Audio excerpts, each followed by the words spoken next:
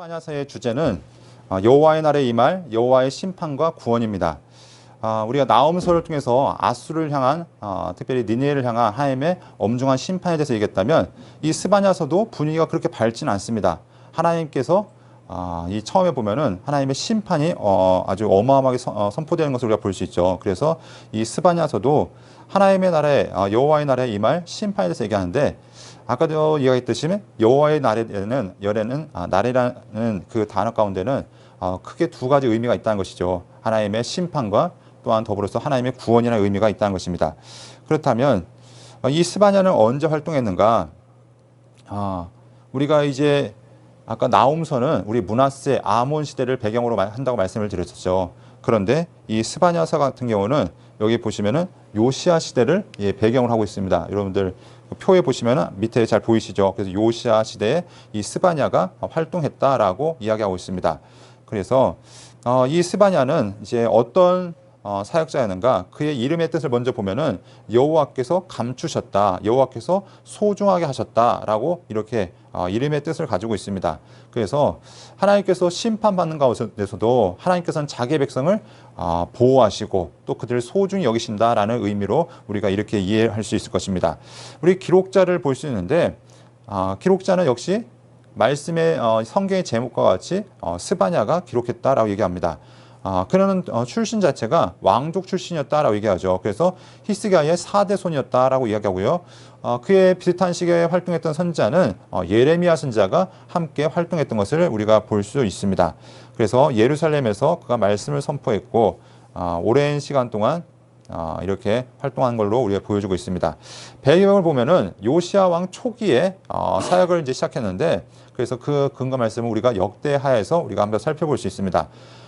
이 시대는 언제였냐면 시기는 요시야는 아버지 그리고 할아버지가 행했던 그 모든 죄악을 청산하는데 아무튼 그 자기의 일생을 이제 투자한 사람이었죠. 그래서 아버지가 세웠던 또 할아버지가 세웠던 그 수많은 우상들 산당들을 없애는데 아무튼 열심히 했던 것이 바로 이 요시야였습니다. 그런데 그가 이렇게 종교개혁을 일으킬 수 있었던 그는 이제 근거가 누구였는가? 바로 이 스바냐의 예언의 말씀이 그 요시야를 독려하고 또 요시야가 종교개혁을 일으킬 수 있는 원동력이 되었다는 것입니다. 그래서 그가 이제 종교개혁에 이제 이 요시야에게 많은 자극이 되었고 또 그의 사역 가운데 많은 도움이 되었는데 당시 이 요시야가 이제 왕으로 등극했을 그 당시에는 국제적인 정세가 어땠는가? 바로 아수르라는 나라가 점점 국력이 쇠약해지는 상황이었고 당시 신흥 강자로서 바벨론이 부상하고 있는 상황이었다라는 것들을 우리가 생각해 볼 수 있습니다.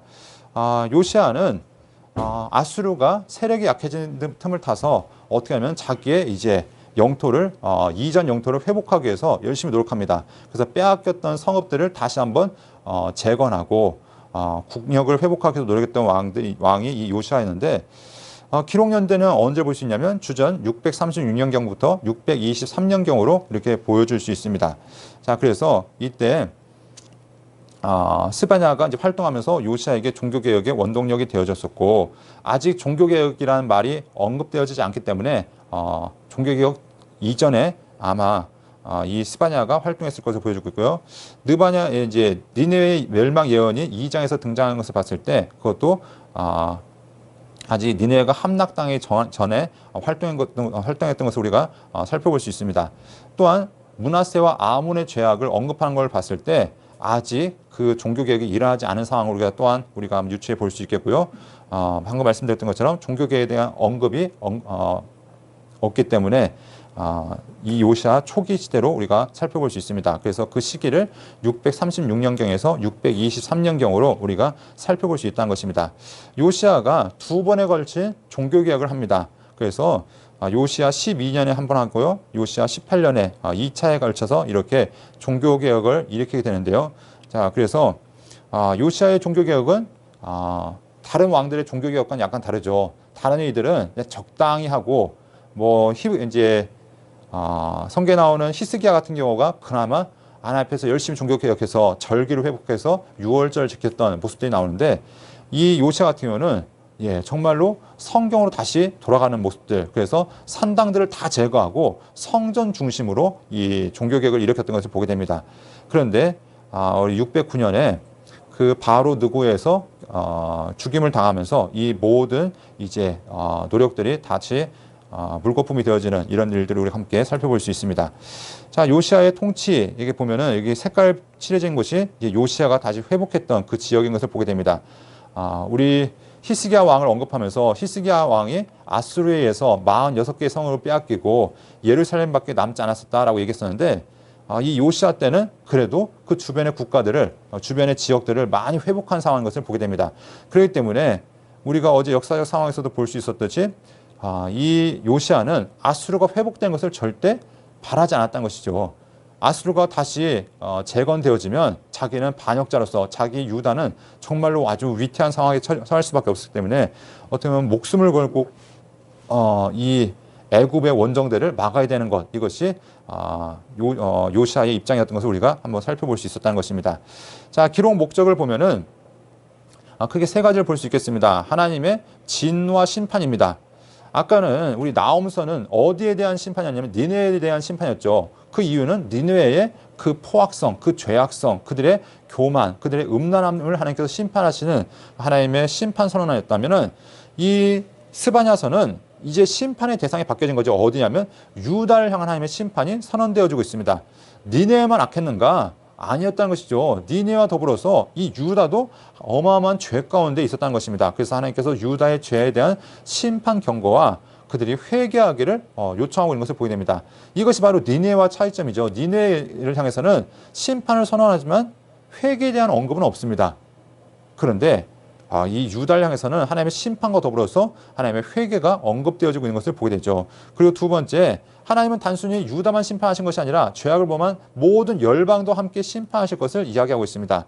그래서 여러분이 스바냐 1장 2절 보면은 하나님의 심판이 어떻게 나타나냐면, 여호와께서 이르시되 내가 땅 위에 모든 것을 진멸할 것이다. 단순히 유다만 진멸하신 것이 아니라 죄악을 향한 모든 것들, 이 땅에 있는 모든 것들 다 진멸하시겠다. 마치 노아의 홍수 때처럼 하나님의 심판이 전 세계적으로 임할 것을 이야기하고 있다는 것이죠.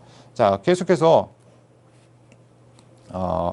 마지막으로 보면은 심판 중에 하나님의 심판이 이렇게 진행될 것이지만 그 중에서도 어떤 일이 벌어지는가, 하나님께서 남겨둔 자가 있다는 것입니다. 우리 남은 자 사상, 우리 이사야서에서 보았죠. 이사야서에서도 그루터기가 잘라지지만 거룩한 순이 남아있듯이 하나님께서 이 스바냐서를 통해서도 남은 자가 있다라고 이야기하고 있습니다. 그러면 그 남은 자의 특징이 무엇인가? 그것은 우리 이제 뒤에 보면 나오는데, 우리 이 남은 자를 하나님께서 구원하시고 회복할 것이다. 그래서 이 스바냐서에서도 남은 자의 사상이 나타나고, 또 하박국서에서도 남은 자에 대한 이야기가 나오고 있습니다.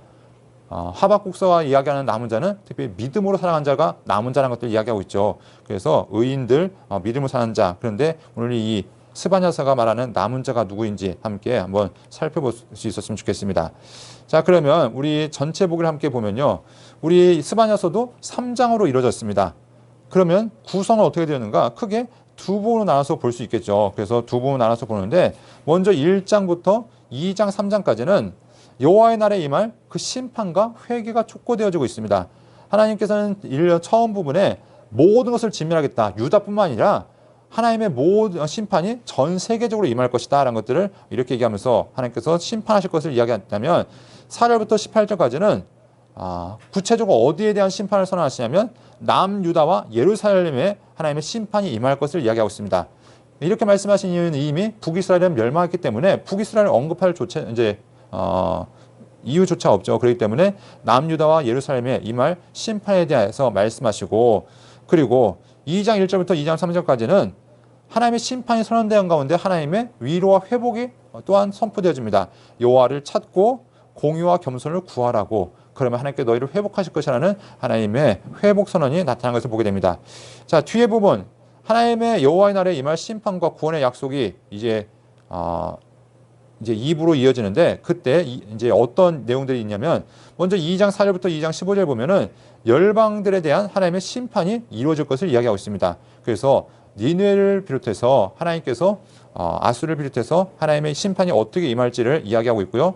3장 1절부터 3장 8절까지는 이들이 심판당하는 이유에 대해서 이야기하고 있는 것이죠. 그래서 예루살렘의 4가지 죄와 범죄한 4부류의 지도자들에 대해서 하나님은 언급하고 있습니다. 그리고 마지막 3장 9절부터 3장 20절 보면 남은 자의 구원과 회복에 대한 약속이 있는데 남은 자들이 부르게 될 노래가 있다는 것이죠. 그들에 대한 이야기로 마지막 하나님께서 이 이스라엘에 임할 하나님의 구원으로 이 이야기가 맞춰지는 것을 우리가 보게 됩니다. 그러면은 이제 구체적으로 하나씩 보도록 하겠는데요. 먼저 1장 1절을 통해서 이 말씀을 전하는 사람이 누구인가? 바로 스바냐가 전하는데 스바냐는 히스기야의 현손이었고 아말의 증손이었고 그들의 손자고 구시의 아들이었다. 그러니까 왕족 출신으로서 하나님의 선지자가 되었다라고 얘기하면서 그가 어느 시대의 말씀을 전했는가? 요시야 시대에 하나님 말씀을 선포하고 있다라고 이야기하고 있는 것을 보게 되죠. 하나님께서는 2절과 3절을 통해서 하나님의 심판이 온 우주적인 심판으로 임하는 것을 보게 됩니다. 그래서 창세기에서는 하나님께서 모든 것을 지으셨죠. 하나님께서 첫날 빛과 어둠을 나누시고 둘째 날에 궁창을 나누셨고 셋째 날에 물에서 땅을 분리하셨는데 그리고 넷째 날에 해와 달과 별을 만드시고 다섯째 날에 물고기와 새를 만드셨고 여섯째 날에 짐승들과 사람을 만드셨던 하나님께서 이제는 다 어떻게 하시면은 내가 사람과 짐승을 진멸하고 공중의 새와 바다의 고기와 거친 것과 악인들을 더불어 진멸할 것이다. 역순으로 사람들부터 짐승으로 물고기와 새로 하나님께서 거꾸로 다 어떻게 하시면 진멸해 나가겠다. 하나님께서 지으셨던 것들을 다 파괴하겠다. 바로 무엇 때문이냐? 바로 사람의 죄악 때문에 그것들을 진멸하고 멸절할 것이다. 하나님 말씀하시는 거죠. 그랬을 때 특별히 누구의 죄악이 이런 심판을 가져가게 되는가? 4절에 봤더니 내가 유다와 예루살렘의 모든 주민들 위해 손을 펴서 남아있는 바알을 그곳에서 멸절하며 그 말이란 이름과 및 그 제사장들을 아울러 멸절할 것이다. 하나님 말씀하십니다. 그리고 하늘의 뭇별에게 경배하는 자들 그리고 여호와께 맹세하면서 말감을 껴 맹세하는 자들 그러니까 그들의 심각한 우상 숭배를 하나님께서 말씀하신 거죠. 그래서 그들의 심판 대상이 누구인지를 하나하나 언급하고 있습니다. 하나님이 아닌 여호와를 찾지 않은 자들 우상을 숭배하는 자들 이들에게 하나님의 심판이 임할 것을 이야기하고 있다는 것이죠. 그래서 여러분 보시면 이제 그 말임이 무엇인지 여러분 275쪽에 이제 팁을 보면 나오는데 그 말임은 바알 종교를 포함한 모든 이교도들의 사제들을 부르는 호칭이 그마림이었다라고 이렇게 이야기하고 있습니다. 그래서 이들을 모두 하나님께서 심판하는 것, 그러니까 우상을 섬겼던 모든 종교적인 사제들을 하나님께서 철저하게 심판하실 것을 이야기하고 있습니다. 그래서 7절 보면 주 여호와 앞에서 잠잠할지어다 이는 여호와의 날이 가까웠으므로 여호와께서 희생을 준비하고 그가 청할 자들을 구별하였습니다. 여러분 지금까지 이스라엘 백성들에게는 어떤 자부심이냐 우리는 선민이야. 어떤 상황 가운데서도 우리는 하나님이 지키시는 백성들이야. 그렇기 때문에 그들은 헛된 자부심 가운데 헛된 희망 가운데 살아가고 있었습니다. 그들이 우상 숭배하면서도 우리는 안 망해. 이 나라는 멀쩡할 거야. 우리에겐 성전이 있고 우리는 아브라함의 후손이야. 이것이 그들에게 헛된 구원의 근거였죠. 그런데 하나님께서는 무엇을 얘기하면 여호와의 날이 가까웠다는 겁니다. 이 이야기를 들을 때 야 드디어 하나님께서 우리를 구원하시겠구나. 우리를 저 아수르의 손에서 또 우리를 저 바벨론에서 구원하시겠구나. 그런데 하나님은 아니다. 너희는 멸망당할 것이다. 너희는 심판당할 것이다. 그것은 하나님을 버렸기 때문이다. 그래서 내가 여호와의 희생의 날에 내가 방백들과 왕자들과 이방의 옷을 입은 자들 벌할 것이고 문턱을 뛰어넘어서 포악과 거짓을 자기 주인의 집에 채운 자들 내가 벌할 것이다. 그러니까 하나님을 멸시하는 모든 자들 하나님께서 철저하게 심판하실 것을 이야기하고 있다는 것입니다. 그래서 방금 말씀드린 것처럼 그 말이 무엇인지 이것들을 설명하고 있고요. 하나님께서는 예루살렘에 당할 심판의 묘사를 이제 10절부터 13절까지 하면서 그 심판이 얼마나 엄중하게 무섭게 시작될 것인지 그래서 나중에 바벨론에 의해서 예루살렘의 그 북쪽 문에서부터 침략이 당해서 파괴되고 수탈당할 것을 이렇게 하나하나 이제 언급하시는 모습들을 보게 됩니다. 그리고 이제 14절부터 보면은 이제 그 하나님의 날 여호와의 날이 먼 날이 아니라는 것이죠. 그 날이 가깝고도 빠르다라고 얘기하고 있습니다. 그 날이 속히 다가올 것이기 때문에 우리는 어떻게 되는가? 그 날이 다가온다는 소식을 들었을 때 지금 당장 회개해야 된다는 것입니다. 우리가 지금 전 세계적으로 일어나는 그 사건들을 통해서 우리 또한 하나님께서 우리에게 허락하신 마지막 날이 가까우고 있다는 이런 이제 징조들을 알아야겠죠. 그러면 이것이 정말 요한계시록에 나오는 그런 징조들인가? 예, 그럴 수도 있지만 아닐 수 있습니다. 그런데 중요한 것은 그날이 주님의 마지막 날이 하루하루 다가오겠다는 것은 분명한 사실이라는 것이죠.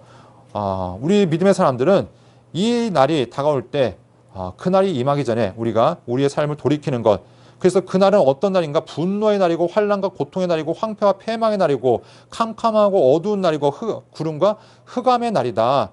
그날은 속히 다가오고 있다. 그래서 나팔을 불어서 경고하며 견고한 성읍들을 치며 높은 망대를 치는 날이로다. 나팔이 부러지고 있습니다. 우리 요한계시록에서도 나팔에 대한 이야기 있는데 나팔이 부러진다는 것은 우리에게 그날이 임박했다는 하나님의 사인이라는 것이죠. 그 나팔이 부러질 때 우리는 그 음성을 들을 때 더 이상 주저해서는 안 된다는 것입니다. 속히 하나님께 돌아와야 된다는 것들을 이야기하고 있죠. 그렇기 때문에 그럼 어떻게 돌아와야 되는 것인가? 수치를 모르는 백성아 모일지어다 모일지어다. 여러분 하나님께서 이렇게 그들의 죄악을 언급하시고 그들의 죄를 지적하시는데 난 아니겠지 하면서 아주 뻔뻔하게 그냥 얼굴에 철판을 깔고 있는 것이죠. 그들은 하나님 앞에서 수치를 모르는 아주 패역한 족속으로 이야기되어지고 있습니다. 그래서 하나님의 명령이 시행되어 날이 겨같이 지나가기 전에 여호와의 진노가 너에게 내리기 전에 여호와의 분노의 날이 너에게 이르기 전에 하나님 앞에 돌아오라고 얘기하는 것입니다. 그날이 와서 그날 울고불고 난리치기 전에 하나님 앞에 속히 돌아오는 것이죠. 예수님의 비유 가운데 열 처녀의 비유가 있죠. 신랑을 맞이하는 열 처녀의 비유처럼 다 시간이 돼서 뒤늦게 후회하고 울부짖는 것이 아니라 그날에 오기 전에 미리 준비하라는 것을 우리에게 말씀하고 있다는 것이죠. 그래서 여호와의 규례를 지키는 세상의 모든 겸손한 자들아 너희는 여호와를 찾으며 공의와 겸손을 구하라. 너희가 혹시 여호와의 분노의 날에 숨김을 얻으리라. 그러니까 하나님께서 찾으시는 사람은 어떤 사람인가? 여호와의 규례를 지키는 자들, 겸손한 자들, 여호와를 찾는 자들, 공의와 겸손을 구하는 자들. 이것이 하나님께서 나중에 이제 부르시는 남은 자들, 남겨진 자들이 바로 이러한 자들인 것을 우리가 알 수 있겠죠. 그래서 열방에 대한 심판이 있는데 단순히 유다에게만 하나님의 심판이 임하는 것이 아니라 하나님은 어떤 하나님이냐? 만군의 여호와다. 여기서도 만군의 여호와를 말씀하시죠. 당시 이스라엘 사람들이 인정하던 인정하지 않던 하나님은 만군의 여호와 하나님이라고 말씀하고 있습니다. 그분께서는 어떤 일을 행하신가? 장차 모압은 소돔 같으며 암몬은 고모라 같을 것이고 또한 내 백성의 남은 자들이 그들을 노력하며 나은 나의 백성이 그것을 기업으로 얻을 것이다. 하나님께서는 모압과 암몬을 심판하실 것이다. 그리고 그들이 이런 일을 당하는 이유가 무엇이냐? 그들은 만군의 여호와의 백성에 대해서 교만하였습니다. 여기서도 하나님은 신원하시는 하나님이시다. 보복하시는 하나님이시다. 공의 하나님이시다. 이것들을 끊임없이 말씀하고 있다는 것입니다. 나홈서에서만 하나님은 자기 백성을 위로하신 분이 아니라 그들이 회개하고 돌아올 때 하나님은 주변 열방을 심판하심으로 자기 백성을 위로하실 것이다. 그래서 하나님의 궁극적인 목적은 그럼 이스라엘만 사랑하시는가? 아니라는 것이죠. 하나님은 이방도 하나님 앞에 회복되어 하나님 앞에 돌아오는 것, 이것을 바라신다는 것입니다. 그래서 이방의 모든 해변 사람들이 각각 자기 처소에서 여호와를 경배하게 될 것을 이야기하고 있습니다. 그러면 하나님께서 유다를 심판하신 구체적인 이유에 대해서 이야기하시는데 먼저 예루살렘에 행한 그 죄악들을 언급하고 있습니다. 그러면 그 죄가 무엇이냐? 그는 명령을 듣지 않았고 교훈을 받지 않았고 여호와를 의뢰하지 않았고 자기 하나님에게 가까이 가지 아니하였다라고 이야기하는 것이죠. 하나님의 백성이 하나님을 멀리하고 있다는 것입니다. 하나님의 백성이 하나님의 말씀을 안 듣는다는 것입니다. 하나님의 백성이 하나님과 동행하지 않는다는 것이죠. 그러면서도 자기는 하나님의 백성이라고 착각하고 있는 그들, 하나님께서는 그들을 심판하시겠다고 말씀하십니다. 그러면서 특별히 그러면 그들이 대상이 누구였는가? 누가 그렇게 하나님 앞에서 범죄하고 있는가? 여기 보면은 붉은색 글씨로 표현되어 있죠. 첫 번째는 방백들, 재판장들, 선지자들, 제사장들, 그러니까 백성의 지도자들이 총체적으로 타락했다는 것입니다. 그들이 부르짖는 사자로서 재판장들은 이튿날까지 남겨둔 것이 없는 저녁 2일이고 선지자들은 경솔하고 간사한 사람들이고 제사장들은 성소를 더럽히고 율법을 범한 자들이다. 그러니까 타락은 어느 한 부류만 일어난 것이 아닙니다. 사회 지도층 모든 자들이 다 이루어지고 있다는 것이죠. 우리가 어제 보았던 미가서에서도 그 타락이 사회 전반적으로 다 이루어지는 것을 우리가 볼 수 있습니다. 호세아서도 그랬고요. 아모스서도 그랬고요. 이사야서 그렇고요. 그러니까 타락은 밑에 일반 백성에서부터 타락이 시작된 것이 아니죠. 지도층이 타락할 때 결국은 그 타락이 사회 전반에 걸쳐서 모든 타락으로 나타난 것을 보일 수 있다는 것입니다. 그 가운데 계시는 여호와는 의로사 불의를 행하지 아니하시고 아침마다 빠짐없이 자기의 공의를 비추시거늘 불의한 자는 수치를 알지 못하는도다. 죄를 지면서도 그게 죄인지 알지 못하는 이 패역한 족속들, 그들은 결국 어떻게 되는가? 하나님께서 그들 심판하신다는 것입니다. 그런데도 그들은 헛된 희망을 붙들고 있습니다. 여호와께서 우리 중에 계시지 아니하냐? 재앙이 우리에게 임하지 않을 것이다. 예, 근거 없는 소망, 근거 없는 자신감이 그들에게 여전히 남아있다는 것이죠. 이것이 혹시 우리 오늘날의 교회에게는 아닙니까? 오늘날 교회도 우리는 괜찮을 거야. 세상 사람들은 타락할지라도 세상은 심판받을지라도 우리는 믿는 자들이기 때문에 괜찮을 거야. 그런데 하나님은 말씀하시기를 하나님 뜻대로 돌이키지 않으면 너희 역시도 마찬가지로 심판의 대상이 될 수밖에 없다라는 하나님의 엄중한 경고가 우리 가운데 있다는 것입니다. 그래서 내가 이르기를 하나님께서 말씀하시기를 내가 이르기를 너는 오직 나를 경외하고 교훈을 받으라. 그리하면 내가 형벌을 내리기로 정하기는 하였지만 너는 너의 거처가 끊이지 아니하려 했으나 그들이 부지런히 그들의 모든 행위를 더럽게 하였다. 하나님께서 그들에게 계속 돌이키라 말씀하신 거죠. 제발 돌이켜라. 제발 회개하고 나와라. 그런데 그들은 부지런히 그들의 모든 행위를 더럽게 하였다. 우리의 삶이나 그들의 삶이나 시간이 바뀌었지만 인간은 전혀 나아지지 않았다는 것입니다. 2000년 전 인간이나 2020년 전에 20년을 살고 있는 우리나 여전히 동일한 죄악 가운데 행하고 있는 우리의 모습을 볼 수 있다는 것입니다. 그러면 하나님께서는 마지막에 무엇을 우리에게 이야기하시는가? 하나님께서는 모든 백성들이 회개하고 돌아올 날이 있다는 것을 말씀하십니다. 그때가 언제일까요? 마지막 여호와의 날에 여러 백성의 입술을 깨끗하게 하여 그들이 다 여호와 이름을 부르며 한 가지로 나를 섬기게 하리니 내게 구하는 백성들 곧 내가 흩은 자의 딸이 구스강 건너편에서 예물을 가지고 내게 와서 바칠 것이다. 우리 이사야서도 말씀드렸죠. 모든 이방들이 그 예루살렘의 빛 가운데 나올 것이다. 하나님의 빛 가운데 나와서 그들이 하나님 앞에 예물 드리고 함께 하나님을 예배할 것이다. 근데 마찬가지로 이 스바냐서에서도 하나님을 부른 자는 깨끗한 자들이 하나님 앞에 나오게 될 것이다. 하나님 거룩한 자들이 하나님 앞에 나와서 하나님을 예배하게 될 것이다. 그러면서 남은 자는 악을 행하지 아니하며 거짓을 말하지 아니하며 입에 거짓된 혀가 없으며 누울지라도 그들을 두렵게 할 자가 없으리라. 이 스바냐서가 말하는 이제 남은 자에 대해서 이야기하고 있습니다. 하나님 앞에 구원받을 자들, 이 남은 자는 어떤 자들인가? 악을 행하지 않는 자들, 거짓을 말하지 않는 자들, 입에 거짓된 혀가 없는 자들, 그리고 그런 자들에게 두렵게 할 자가 없을 것이다 라고 얘기하고 있습니다. 이런 자들에게 부를 찬양이 있는데 그 찬양이 어떤 찬양인가? 여러분 우리가 오늘날은 잘 불려지지 않죠. 예전에 교회에서 잘 불렸던 복음성가 중에 너의 하나님 여호와가 너의 가운데 계시니, 이 찬양성 여러분들 기억하시죠? 네, 이 찬양은 그냥 우리가 예배 시간에 그냥 모든 사람들 축복하며 부르는 일반적인 찬양이 아니라 바로 순결하게 믿음을 지킨 자들, 죄악 가운데서도 하나님을 끝까지 의지하고 하나님 앞에 살아갔던 자들, 이런 자들만이 부를 수 있는 거룩한 찬양이라는 것입니다. 그래서 이런 자들을 하나님께서 어떻게 하시는가? 그를 하나님이 기뻐하시고 그를 사랑하시고 하나님이 즐거워하시고 기뻐 부르신다는 것입니다. 남은 자들만이, 하나님 앞에 기쁨으로 부르심을 받은 자들만이 이 찬양을 부를 자격이 있다는 것이죠.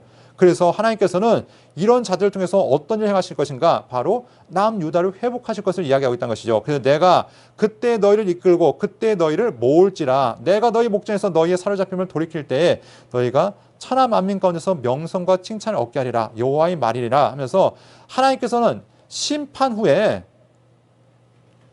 남은 자들을 부르실 것이고 그때 그들을 통해서 하나님께서 명성과 칭찬을 얻게 하실 것이다. 그들에게 구원을 허락하실 것이고 자유를 선포하실 것이다. 이렇게 말씀하신 것을 보게 됩니다. 이 스바냐서 하나님께서는 먼저 심판을 우리에게 말씀하고 있습니다. 내가 다 진멸할 것이다. 이 땅의 모든 것들 다 심판할 것이다. 그런데 내 진짜 마음을 알았으면 좋겠다. 나의 목적은 심판이 목적이 아니라 너희가 내게로 돌아오는 것, 내게로 죄악을 행하지 아니하고 회개하고 돌아와서 내가 너에게 주어진 그 찬송을 부르길 바란다. 그리고 나와 함께 하자라는 주님의 음성이 우리 가운데 있다는 것입니다. 오늘 이 여호와의 날에 이 말, 그 하나님의 심판과 구원이라는 이 주제를 여러분 기억하시면서 스바냐를 통해서 우리에게 요청하시는 하나님의 그 요청의 손길을 여러분 기억하시고 우리의 삶이 거룩함으로 진실함으로 주님 앞에 나아갈 수 있기를 소원합니다.